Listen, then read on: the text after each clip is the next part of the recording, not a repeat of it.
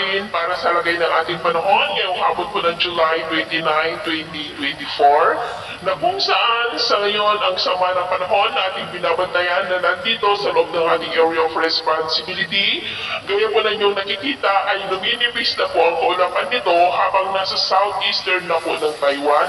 at posibleng mawala na rin po yan sa susunod na mga oras. Ang habagat naman ay umihip ngayon sa kanlulang bahagi ng northern at central Luzon na dahilan ng maulap na kalangitan with isolated rains. At sa ating long-range forecast ay wala naman pong bagyo na nakikita na tatawid dito po sa ating bansa hanggang sa susunod na 2 linggo, pero may namamata na posibleng mga bagyo na mabubuo lalo na po next week dyan po sa may taas na nagbabanta na magpalakas muli ng habagat na magpapaulan dito po sa ating bansa next week, lalo na po sa kanlulang bahagi ng northern at central Luzon. At sa lagay po ng ating panahon, ngayong hapon ay mulak ang kalangitan with isolated light to heavy rain sa may Ilocos Region, Cordillera, Cagayan Valley, ilang bahagi ng central Luzon,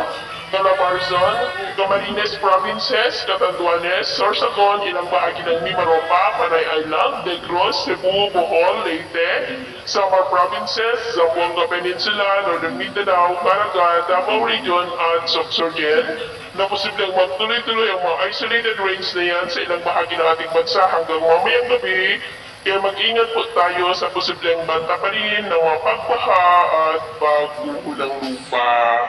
At sa ating naman pong mga baybayin, wala naman po tayong nakataas na namang warning signals, pero may pag-ingat lamang po kung papalaot tayo para po mas makaiwas sa mga sakunang pang